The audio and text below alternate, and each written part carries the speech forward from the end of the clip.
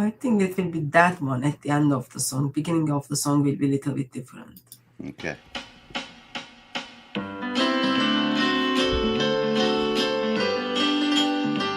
I'm Muhammad, I'm a prophet because I said so. I have this hairy mole right on my shoulder, you know. And my bestest buddy Allah, he works for me though. I call him God to make you think I'm pure as white snow. In the damp cave of Hira, I met this bad man. He squeezed me until I threw up the Koran. When I ran to Khadija in anguish and fears, she explained, "This is Jibril," and wiped off my tears. I'm Muhammad, I'm a prophet because I am him, and Allah caters to my needs and every whim. His reward is that I let people think he is Lord. Then he lets me torment the people when I get bored. Now the world must revert and become just like me, and never ask questions and never be free. You'll become dumb blind Muslims and do as you're told, or your heads will be rolling your family's soul. Oh, Aisha, ooh la la, what a pretty dress. May I wear it? Your dresses get those revelations rolling. No, don't touch my eye makeup. Mine is too young for makeup. I'm 54 after all.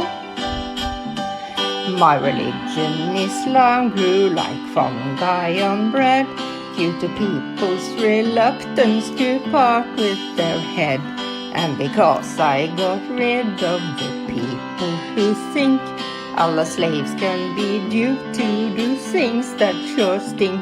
I'm Muhammad, I'm a prophet because I said it. I meet up with Jibreel when I'm in need of you. And my bestest buddy Allah delivers on time. These girls and boys and slaves and all these riches of mine. I'm Muhammad, I'm a prophet because I told you. My brothel in the sky awaits if you say it's true. But if Allah will find out in the mosque you did fart, He'll dump you in the hellfire when you depart. He'll dump you in the hellfire when you depart. Oh, Aisha, I still feel the pain after the food I ate in Khaybar. Allah is cutting my aorta.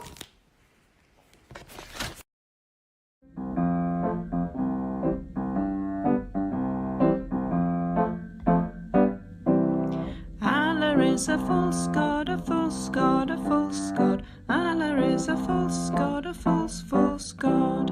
Allah is a false god, a false god, a false god. Allah is a false god, a false god. And Muhammad is not a prophet.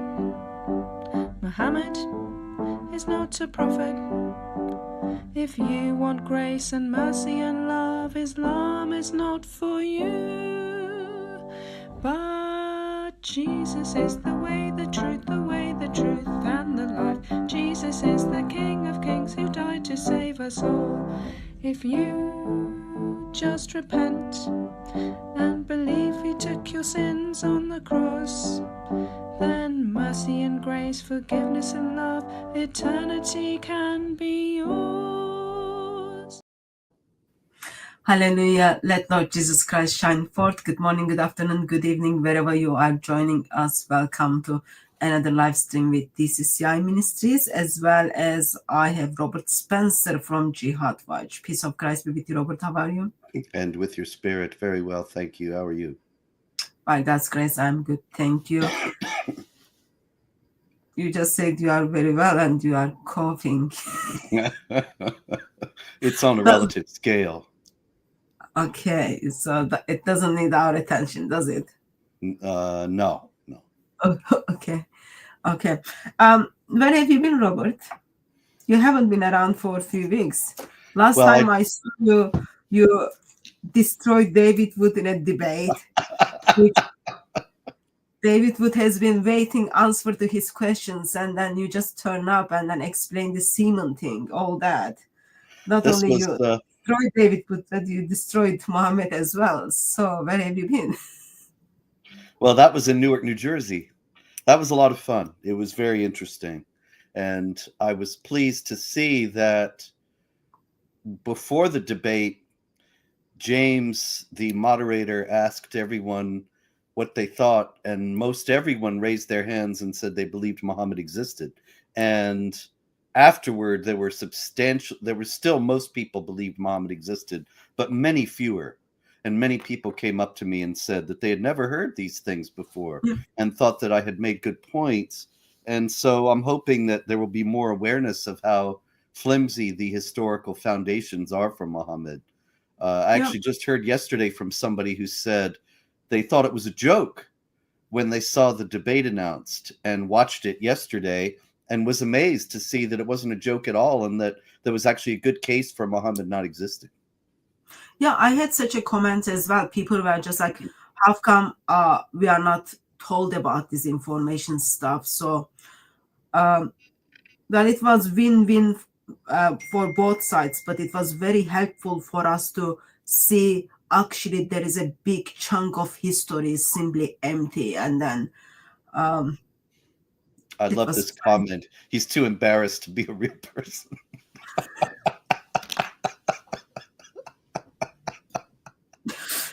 That's wonderful. That's exactly it. I don't know.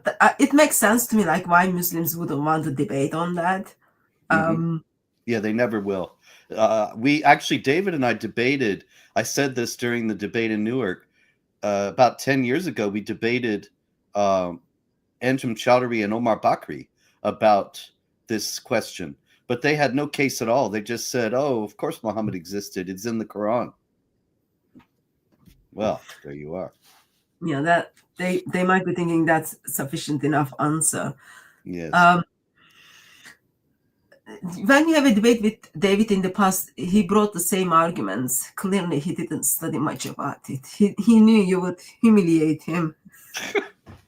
Well, it was a lot of fun. I think we both made our case, and I think that, excuse me, David said the same things that he said when we debated it many years ago, because there really isn't anything else to say.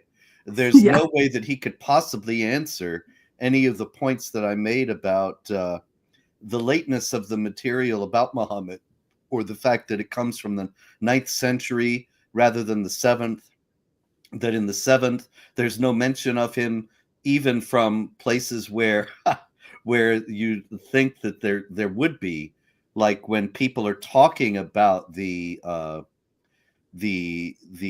conquerors and why they conquered and what they're doing and who they are. And even then, they don't mention Islam, Muhammad, or the Quran.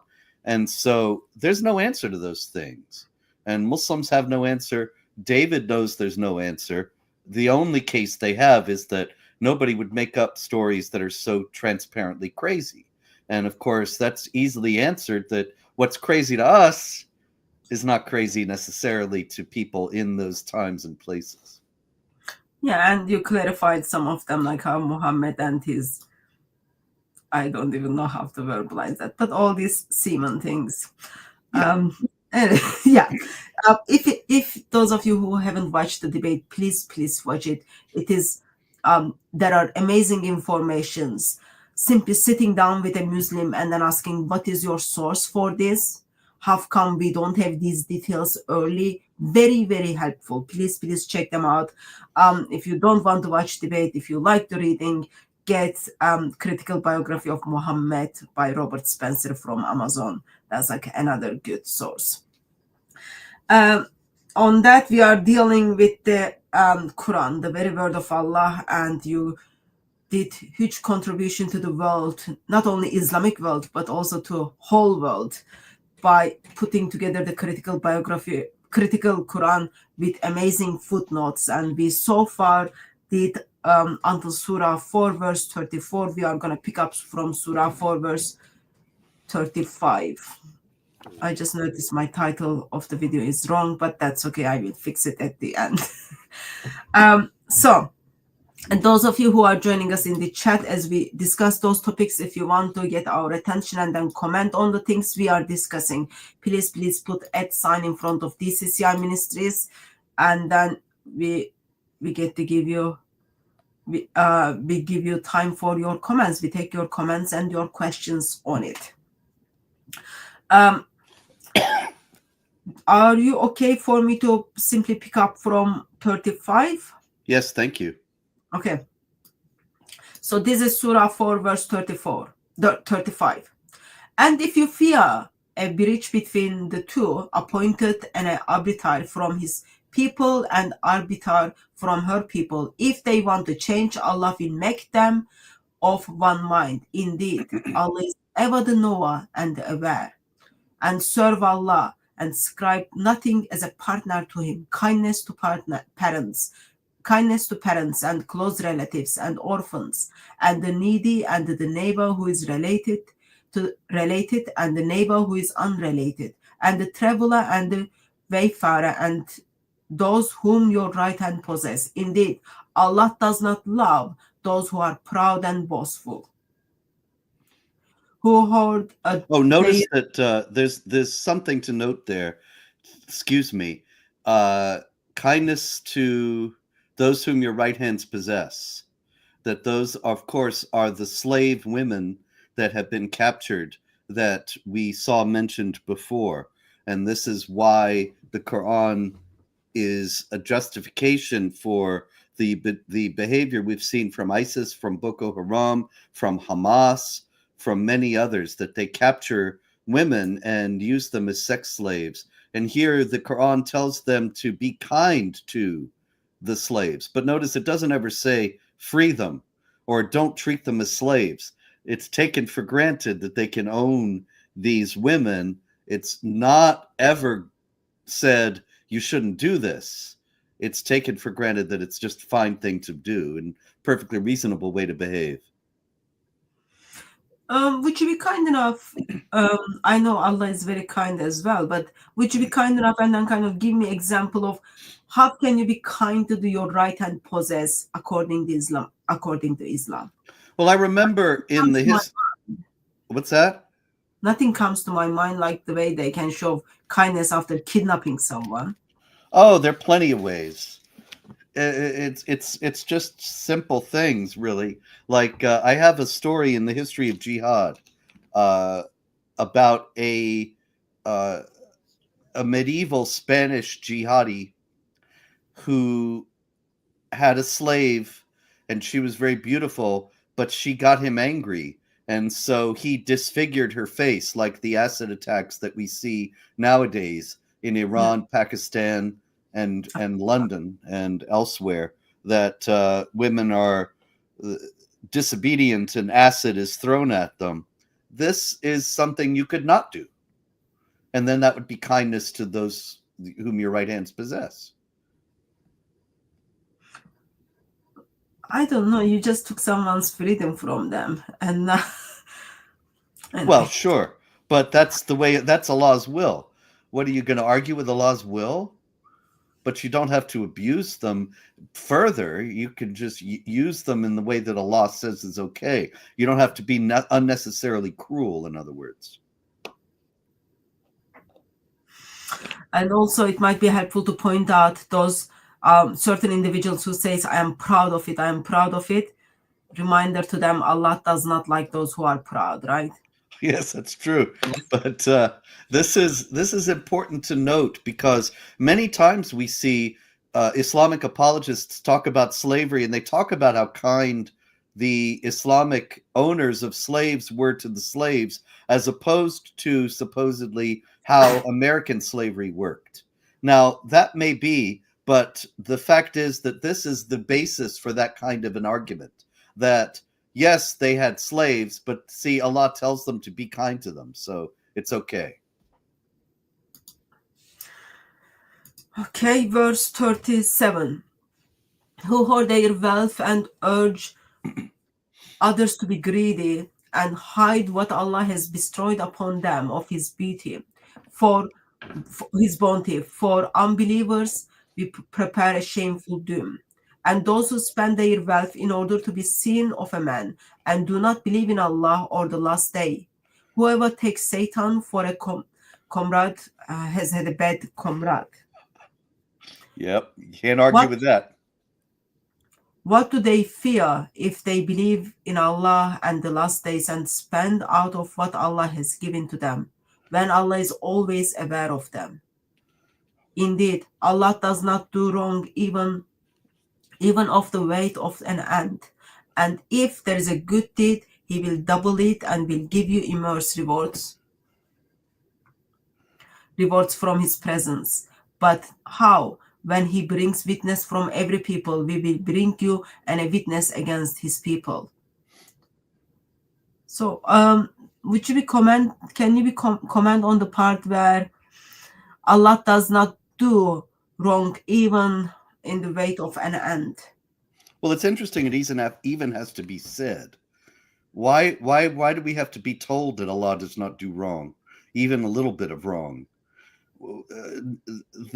Why would that even come up as a question, except that Allah is so many times so obviously doing wrong? And we're told that He's the best of schemers, and He arbitrarily puts people in hell or leads them astray. And so they turn around and say Allah does not do wrong, even the weight of an ant.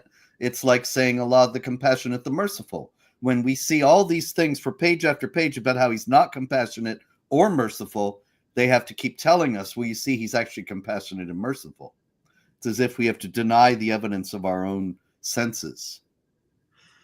Yeah, as I was reading the verse, Allah is the best of the deceivers. Then why He says I don't do anything wrong? Well, the deceiving, if He does it. I mean, it's sort of a tautological phrase, really, because if He does it, it's okay. Allah is above the law, so anything He does is right. Like, in 564, the Jews say Allah's hand is chained, and may their hands be chained. But the idea is that Allah's hand is not chained. That is, He can do anything that He wants, and that means do evil things, do good things, whatever.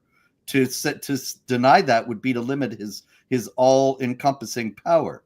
And so to say that He doesn't do wrong, it's contradictory to that. Yeah. Verse 42. On that day, those who disbelieve and disobey the messenger will wish that they were level with the ground, and they can hide no fact from Allah. I wanted to note that there's a Shiite Quran that says, instead of saying those who disbelieved and disobeyed the messenger, it says those who disbelieved and disobeyed the messenger and have deprived Muhammad's family of their due will wish that they were level with the ground. You see, so it's a passage about rejecting Muhammad's family, the household of Muhammad that is supposed to be ruling the Muslims, according to the Shiites. So you are telling me Surah 4 verse 42 is different in Shia between two Muslim groups, Shias and Sunnis? Yes, some Shia. There are some Shia that accept the Sunni Quran, but some Shia say the Sunni Quran has been tampered with, and some Shia say the Sunni Quran has been tampered with, but we'll accept it and distribute our own verses in secret. But there are some Qurans that actually have all the Sunni versions, the Sunni versions of various verses, and so there is a manuscript of the Quran from Shiites that says, on that day, those who disbelieved and disobeyed the messenger and have deprived Muhammad's family of their due will wish they were level with the ground, and they can hide no fact from Allah. And so it's about depriving the household of Muhammad of their rights to rule the Muslims. Well, I find it's great encouragement to hear that Muslims are accusing one another for the corruption and the changing of the Quran. So that's very encouraging to. Oh, and there's another thing from this verse, that they'll wish they were level with the ground. It reminds me of that story of Muawiyah. You know the story of Muawiyah and his father, Abu Sufyan? And Abu Sufyan, of course, was the Quraysh chieftain who fought Muhammad and finally surrendered and became a Muslim. And Yes. Muawiyah was a small child, and he converted to Islam at the time that his father did. But right before that, Muhammad was standing across from the Quraysh at a battle, and he's calling down curses from Allah on the Quraysh, and Abu Sufyan throws Muawiyah face down on the ground so that when Allah passes by, he won't see who he is and curse him. Because he's face down, you see, so he doesn't know who the kid is. Doesn't look very good at all. It reminds me also of a story I heard from the war in Iraq that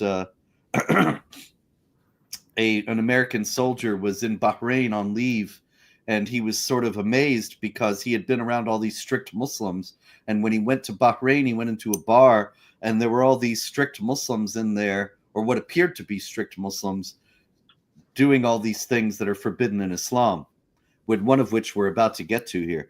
And he went up to the bartender and said, "Aren't these men Muslims?" And yes. "Isn't all this against Islam?" Yes. And so what's going on? And the bartender just pointed up to the ceiling. And so the soldier looked up and he said, "What's up there?" And he said, "Steel ceiling. Allah cannot see through steel." So, like there are lots of things you can use that story for. Yes. But if with the first hearing, it just gives the impression that they stole the story of Moses when God passes by. Let me Yes. see. Yeah, they kind of transformed that to Islamic version, and then they are talking about how Allah is capable to enter the world. But they're limiting Allah's power he's- because they're saying he can't tell which kid this is if he's face down on the ground. Well, there is nothing wrong. Allah is not all-knowing, but he's got like eyes problem, like in his glasses. Yes, and gloves for his 2 right hands. Yeah, he's got like problem with his hearing because he needs to come down to hear people's prayer. He's got problem with seeing, and then he's got problem with knowing. Yep. Yeah. And it's a shame that he has to buy 2 pairs of gloves all the time because he has to throw away the left ones and use both right hand ones. I just feel that was a very racist comment towards Allah. Maybe What race is Allah?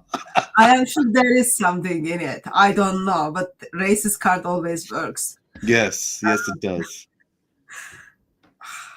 I'll do something about that story. Okay. We were in 43. Start with 43. 43. "O you who believe, do not draw near to prayer when you are drunk, until you know until you know what you are saying. Know when you are unclean, except when you are traveling on the ground, until you have bath. And if you are ill or on a journey, or one of you has just relieved himself, or you had a contact with a woman, you find no water, then go to clean high ground and rub your face and your hands. Indeed, Allah is paying and forgiving." And Allah is benign. Forgiving. So look, benign means he's kind and gentle and sweet. Oh, bless his heart. He just told like earth is like woman is dirty than earth. And then he said after that, like he's kind. Yes. And don't go to prayer when you're drunk. Now that's very interesting because that assumes that the Muslims are getting drunk. And it does not say don't get drunk. It says don't go to prayer when you're drunk. I think it's because you know the story when there is someone in the mosque throws up and then Muhammad just says like go and clean it up. I think because like he kind of doesn't want that throw up Yes. thing in the mosque. When people kind of drunk, usually they throw up. But you notice that 590 says that drink is from Satan. Alcoholic drink is from Satan. And so why are the Muslims allowed to drink it here? And the only rule is that if they get drunk, they shouldn't go to prayers. Yeah, so because when you are drunk, okay, so you can do whatever you want, but the moment you enter this holy mosque, with the angels are waiting at the gate stuff, and then when you are drunk, that just doesn't look right. You can do whatever you want to do outside, but just don't do it inside. But this is an example, you see, of the abrogation principle that we saw in 2106, that when we abrogate or cause to be forgotten a passage, we'll give you one just as good or better. 590 abrogates 443 because it leaves no condition for when you can get drunk. Whereas 443 assumes you can get drunk, just don't go to prayers while you're drunk. And then that's ruled out with 590 that cancels 443 and makes it so that all drinking is bad because it's from Satan. You would think that if Allah knew it was from Satan, he would have said that here, that you shouldn't get drunk at all because it's from Satan. But he doesn't say that here.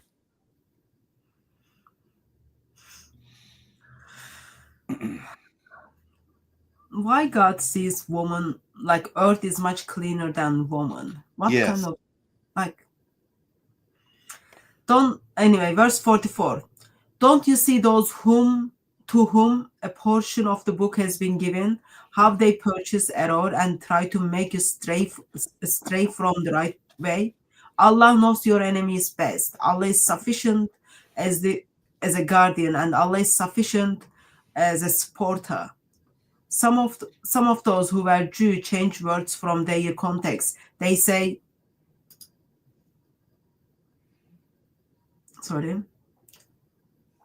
some of those who are Jews change words from their context and say, we hear and disobey. Hear as one who does not hear, and listen to us, distorting with their tongues and slandering religion.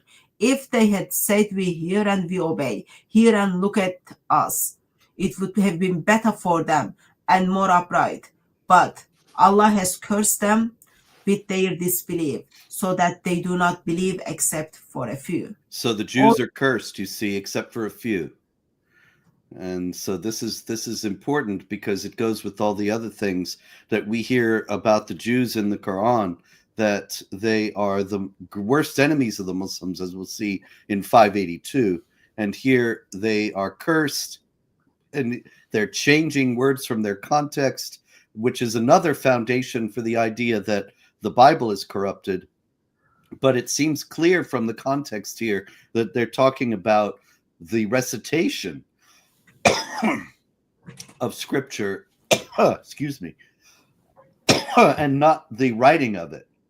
It doesn't say that they are writing it wrong, but just that they're reciting it wrong. It says their tongues. Yeah, precisely. Quick question. It says Allah knows your enemies best, but earlier you just told us story. Allah wouldn't even know if the child's face is down. How that work? Well, it doesn't. It's just one of the many contradictions in this material.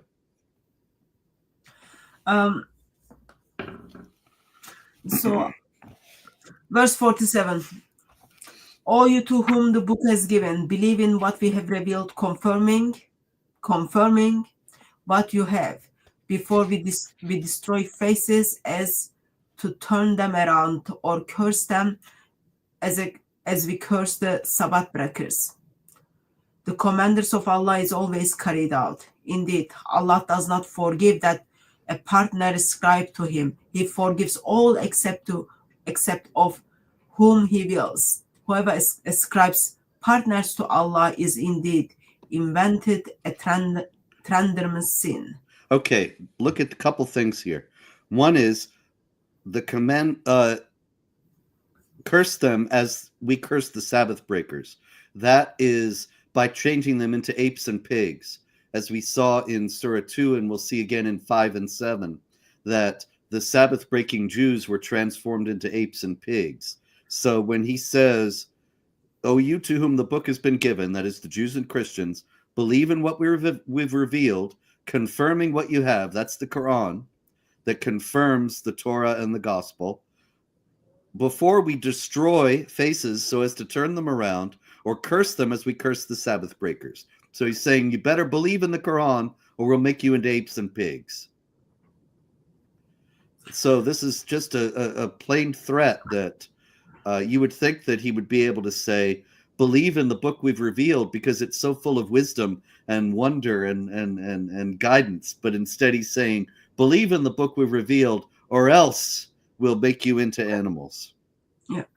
So other thing is, like, I noticed it's not only Allah is cursing them, but Allah wants Muslims to curse them too. Yes. Curse them as we curse. That's right.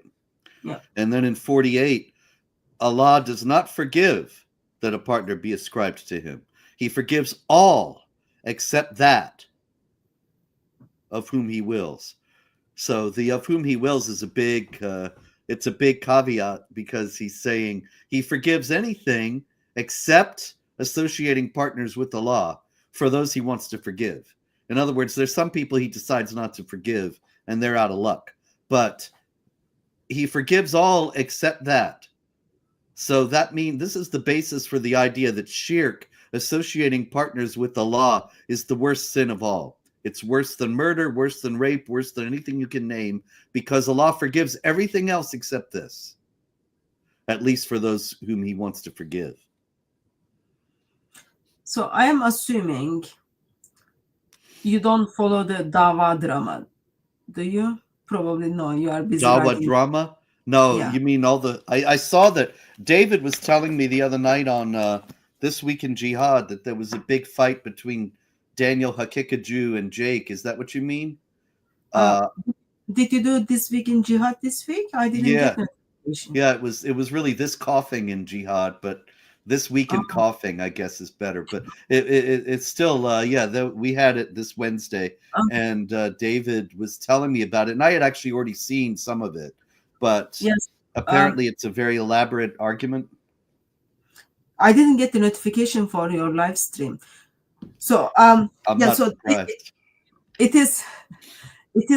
goes with this, like how Muslims are partnering things with Allah, like individuals who came together to debate with you and with Brother Rashid. Now they are hating one another and then calling one another shirk apologists.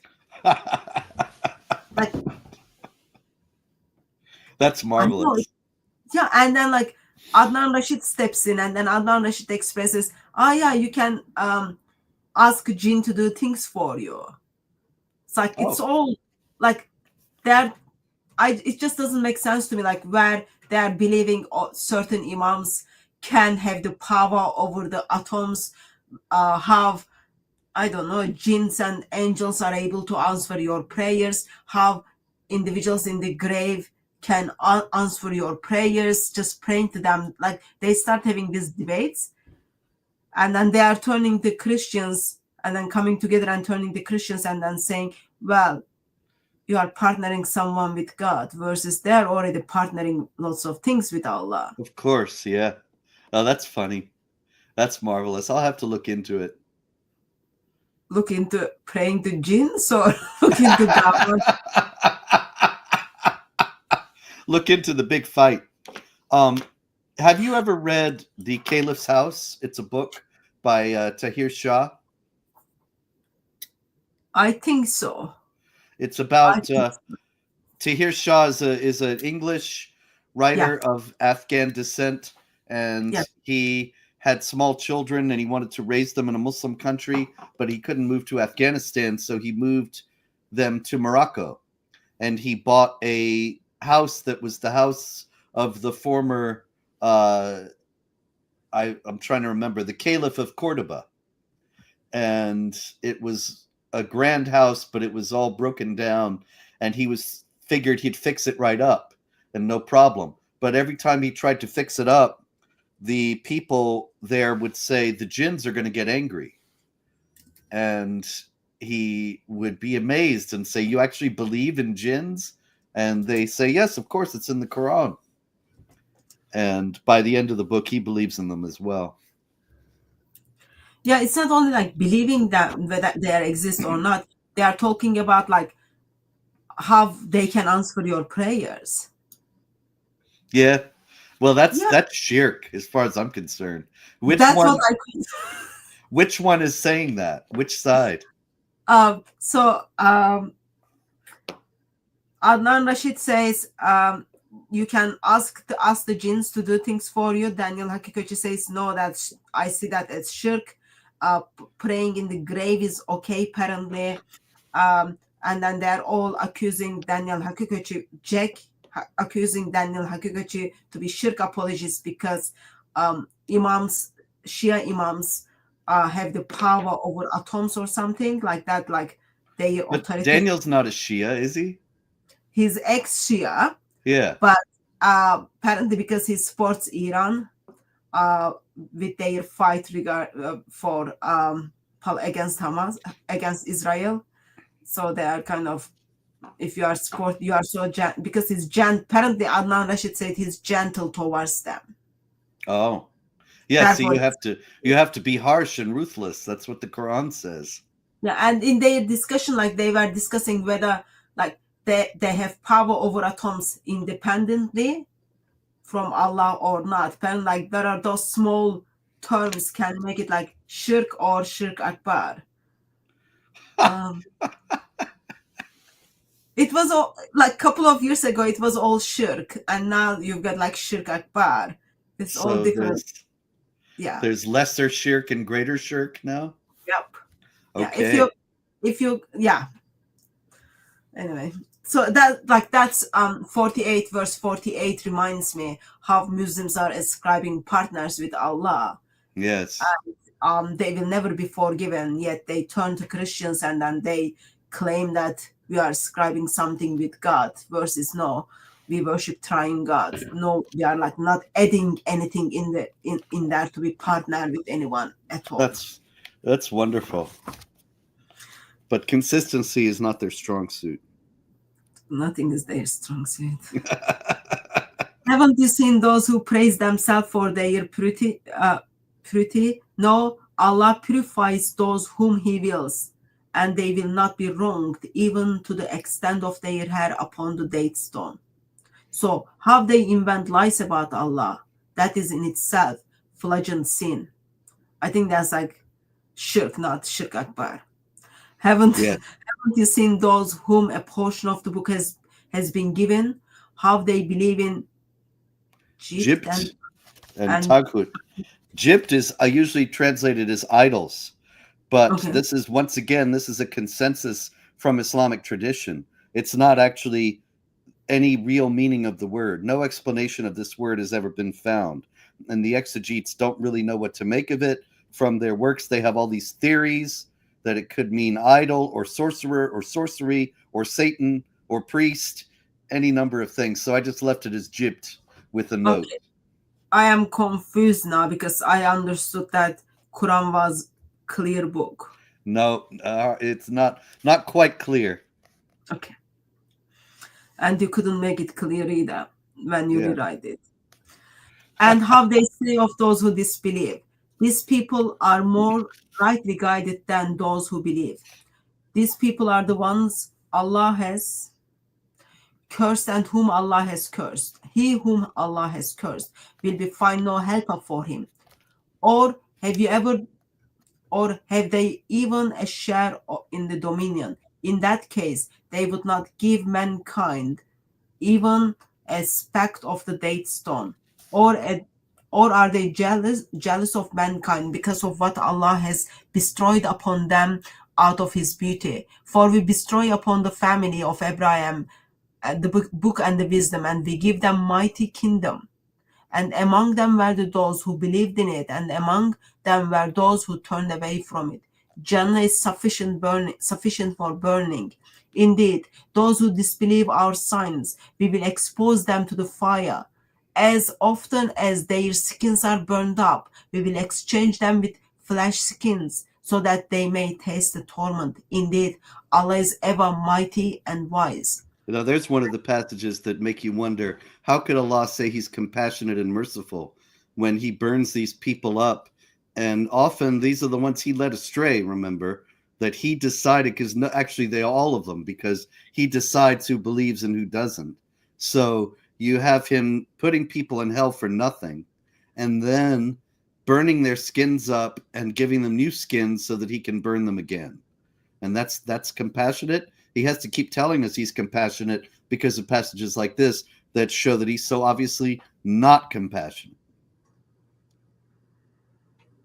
Out of fear, like when you read these passages, it makes sense, like out of fear, people will stuck into Islam. Oh, yeah. Because if they believe it or if they suspect it might be true, then it's a very scary book. And it's got a power over them, but it's the power of fear. It's not liberation. It's not freedom. It's not salvation. It's not redemption. It's fear, that it's terror that makes a Muslim become obedient to Allah. Because the only thing he tells you throughout the book is, you have to do this or I will torture you forever. And his torture for forever is like, oh, the moment you kind of, okay, my skin is finished, my torture finished, Allah says, nope, I'll give you new skin, torture start from beginning again. Mm-hmm. Am I right to understand that according to verse 54, Allah is giving a book to Abraham? Yes, every prophet gets a book. We don't know what that book was, but every prophet gets a book. Like the gospel in the Quran is envisioned as a book that Allah gave to Jesus, not the good news about Jesus. And so Abraham has a book. Moses has a book, that's the Torah. David has a book, that's the Zabur, the Psalms. And Jesus has a book, the Gospels. And am I right to assume probably Muslims have no idea on the content of the manuscripts of this book Allah give it to Abraham? Right. They don't even think about the fact that it doesn't exist. It's just there.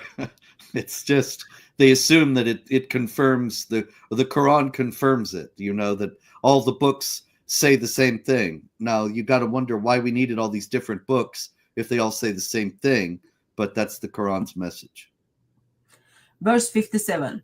And as for those who believe and do good works, we will make them enter garden under which rivers flow, to remain in them forever. Those are pure companions for them, and we will make them enter abundant shade. Indeed, Allah commands you to destroy deposit for their owners, and if you judge between people, that you judge justly. Indeed, these admonitions that Allah gives you is excellent. Indeed, Allah is ever hearer, the seer. O you who believe, obey Allah and obey the messenger, and those of you who are in the authority, and if you do dispute concerning any matter, refer it to Allah and the messenger, if you are believers in Allah and the last day. That is better and more fitting in the end. So note that now that people are coming out of the hadith, now that all the information is coming out about the hadith and about how untrustworthy they are, how contradictory, how late compared to Muhammad's life, how much they make Muhammad look embarrassing with all the terrible things that he does. There's a growing number of Muslims, particularly in the West, who say they're Quranists, they're Quran-only Muslims, because that way they figure they save themselves from all the trouble. They don't have to defend these ridiculous hadiths. But 59 makes that impossible, because it says, obey Allah and obey the messenger. So that's two separate things. If you obey Allah, then you could say, well, if I obey the Quran, I'm obeying Allah. Well, then how do you obey the messenger? What does the messenger say? We have to go to the hadith for that. And so Quran-only Muslims, it makes no sense at all by the Quran itself, because you can't obey the messenger without knowing what he did, and you can't know what he did without reading the hadith. Yeah. So that's already shirk by itself anyway. I guess that's shirk, not shirk akbar. Yeah, Haven't that's minor shirk. haven't you seen those? Just watch the clip. You will find it's very funny and very concerning though, but it's funny. Haven't you seen those who pretended that they believe in what is revealed to you and what was revealed before you? How they go, how how they would go for judgment to Tahut when they have been ordered to renounce them. Satan would mislead them for astray. And when it is said to them, come to what Allah has revealed, and to the messengers you see, hypocrites turn from you with aversion. How would it be if a misfortune strikes them because of what their hands have not what their hands have sent before? Then would they come to you, swearing by Allah that they were seeking nothing but harmony and kindness.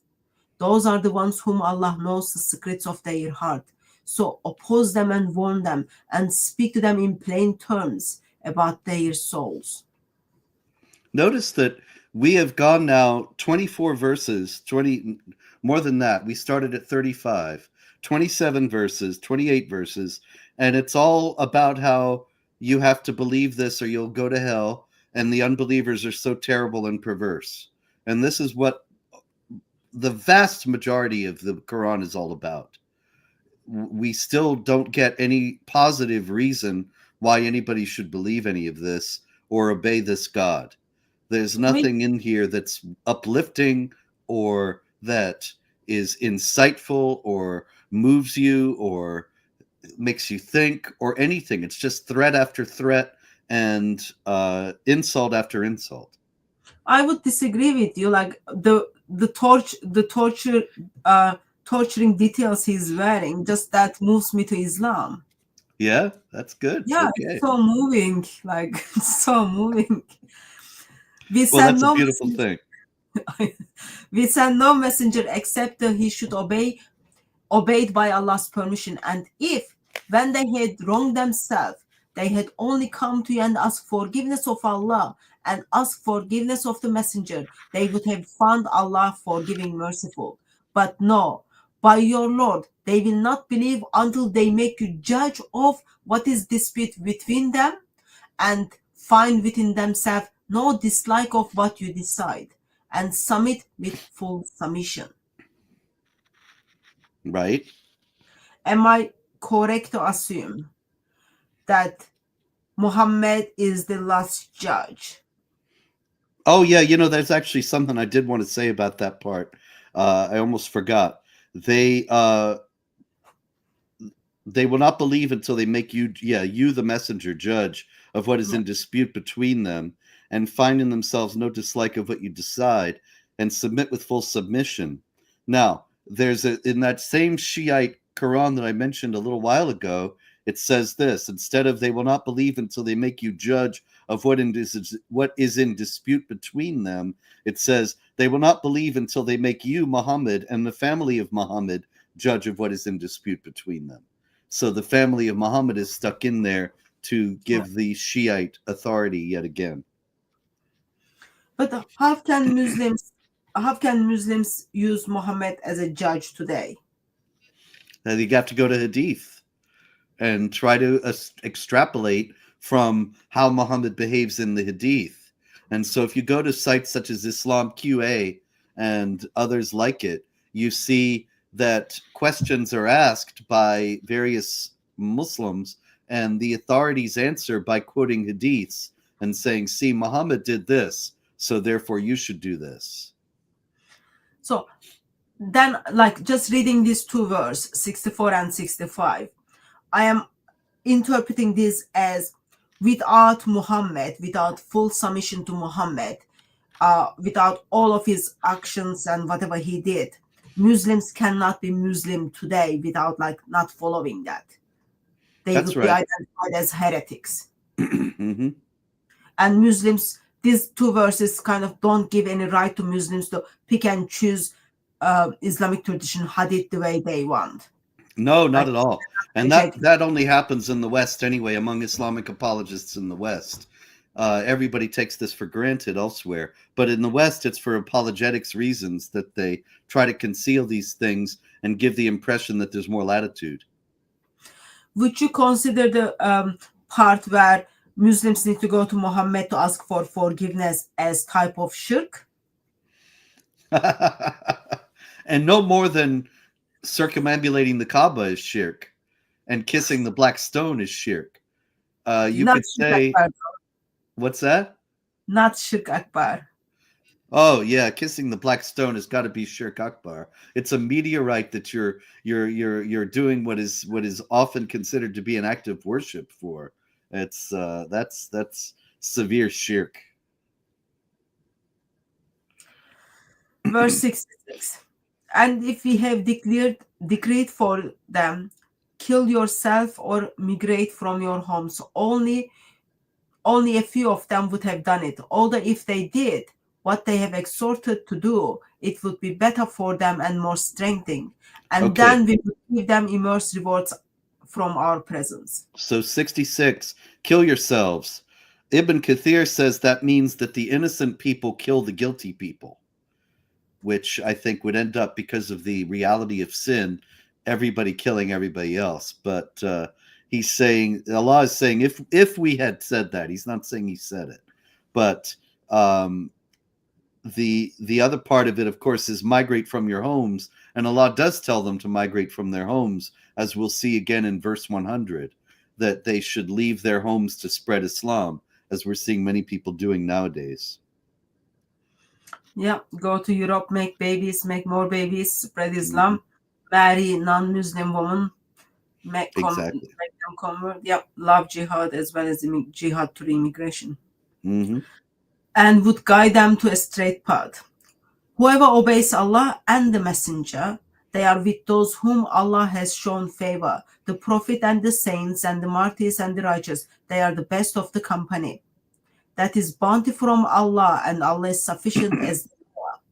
All you who believe, take your precautions, advance the proven ones, or advise altogether. Indeed. This is a new section starting. Whether it was originally one manuscript or not is unclear, but it's clear that the subject changes entirely here in 71, that there's now an extended exhortation to go on jihad warfare. Whereas before we were talking about how you have to believe or you're going to be tortured forever, you have to obey the messenger, and so on. Now it goes to you have to go on jihad. Yeah, also just one thing to point out,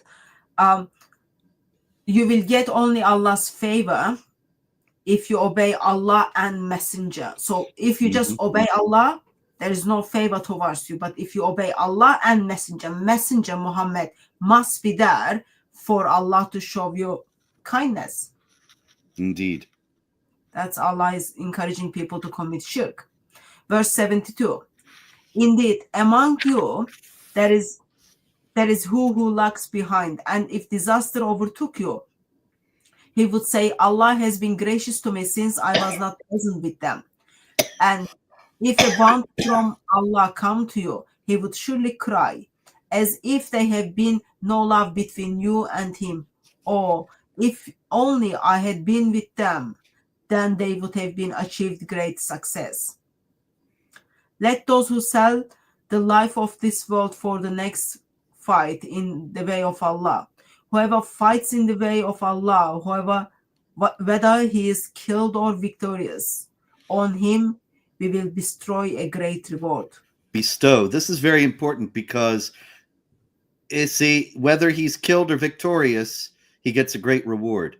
And this is what made the jihadis such a strong fighting force over the centuries, that if they get killed, they go to paradise and get the virgins. If they don't get killed, they can seize the property, including the women, the captives of the right hand of the people that they kill. And so either way, they get a great reward. And so it's a win-win situation. And that made for a very strong fighting force that thought, either way I win, I will fight with everything I've got. And so they were able to achieve great success on that basis. I love their language for success. It's very inviting, very successful language. Hmm. Uh, I'm gonna pause that for a second. If I say anything about super chat, would you know what does it mean? Yes, I Someone. know. Well, this is what it means. On Jihad Watch video channel, for years I've been demonetized, and several times have asked them to uh, uh, uh, lift that, and they would refuse. Yeah. But recently, I tried again to appeal and found that they were pretending like I'd never asked before, and so I went through the application process, and they approved everything, and so we had super chats for the first time on Wednesday at That's very nice. This Week in Coughing Jihad, and so it was. Yeah, it was very good. I'm still not sure they're going to follow through because I'm finding all these snags as I'm trying to keep on finishing the setup. But we'll see. In any case, right now, it looks like it might be on track. And so thank God. But we'll see how it shakes out. Okay, that means next Wednesday we will turn up your channel to do jihad to your super chat link in your channel. Okay. That's actually very, very good news. Yes. Robert Spencer, salam to you. The debate with David Wood was great, and the evidence you presented was very convincing, and it made me change my position that Muhammad might have never existed. Awesome. Thank you very much, Jedediah Ramiel. That's very good. You are shaking people. Yes. Have you seen the plans to build Sharia town in Texas? Yeah, that's Yasser Qadi. He's a Muslim Brotherhood imam. He knows there are holes in the narrative, but he's still going ahead. He still ostensibly believes in Islam. Probably it's all about power for him. And he's going to set up a Sharia enclave in Texas, which will only be trouble for Texas and the United States. We hope that it won't happen, but right now it's all in the works. If I understood correctly, I was reading something on the news saying it got rejected or it was impossible for him to do such a thing. I haven't heard that. I hope that's true. I don't know. Okay. So also when they were advertising this Sharia town in Texas, they were talking about non-Muslims can go there as well. I'm guessing they're talking about like come here as like sex slaves or whatever. No, they probably have to have non-Muslims, at least officially allow non-Muslims to live there. And of course, some non-Muslims will go live there because they won't know any better. And then they will find what it's like to live in an Islamic society, and many of them will leave. But that's all going to have to be learned. All these lessons will have to be learned again because nobody will listen to those of us who know. Miriam, thank you for your generosity. Someone is identifying as Islamophobe, Robert Spencer. So this comment was just as we were beginning. He's talking about why don't you read the tafsir and criticize it? I think people are not happy that we are critiquing the Quran. They want us to criticize, not even criticize the tafsir. What do you think about that? Well, I think it's kind of silly because I actually referred to Ibn Kathir in his tafsir earlier in this show. And the critical Quran, if you get it, you'll see the notes are full of quotations from the tafsirs, from the primary Sunni tafsirs. And so we're not reading the Quran without an awareness of the tafsir and what they say, but we are concentrating on the passages of the Quran itself. Because, of course, many more Muslims read Quran without reading tafsir. And so it's important to know for people who are non-Muslim what's actually in the Quran. And that's why we're doing this. I find this comment strange because someone just doesn't want to hear the word of Allah. They want to hear the word of scholars. So they are taking their scholars as God or more important than God. They want to Shirk Akbar. Yeah, and of course the question is which tafsir you are gonna go. There are difference and they disagree with one another. Allah knows best. Therefore, we go to Allah's word. That guy probably wants us to discuss tafsir so that he can just say, "Well, I don't agree with that one." and so they and then they give the impression that these things are in the tafsirs and not in the Quran, and then they deflect from what's the ugliness of the Quran itself. Wait a minute, you had a Mary Harb question. Oh It's yeah. gone now. Yes. Coming. Anyway, coming. it was a question from Phil. Yeah. Yeah. Am I still debating Mary Harb, or has it already taken place? The last I heard, she was going to contact me, but I never heard from her. I wrote to her. Actually, no, she wrote back to me to say she's just going to pick up a date and then get back to us. She's just doing prep stuff. She's been busy with Christmas stuff, and I think now she's got no excuses. So we should have that soon. Okay. I'll chase whenever. Okay, I think we'll stop here. There was another comment I saw was saying if Sharia, okay, this one. If Sharia is so good, why do Muslims want to leave Islam? Very important question. Yes. If they love Sharia, why do they leave and come to the West? But of course they don't. Some come to the West because they want to escape Sharia, but some will come to the West because they want to fulfill what we'll see in verse 100 of this chapter, that they will receive a reward from Allah for emigrating for the sake of Allah. That is, bringing Sharia to a new land. So while they are running away from Sharia, their home country, so they want to get more barakahs, therefore they are coming here. Yes. They destroyed England. Mm-hmm. I think we stop there. Okay. We stop there, and then we will pick up 475 next time when we meet. Very good. Thank you very much for helping us to look deeper into Quran and then understand more of what Allah means to say, especially Ramadan is starting. There are lots of dangerous things are going to take place. So we want to equip by the word of Allah to know what is coming. So really appreciate that. Well, thank you very much. So Monday should be okay. I hope to see you then. Yeah, I'll see you on Monday by God's grace. And thank you very much, everyone who joined us in the chat. By God's grace, we will see you soon.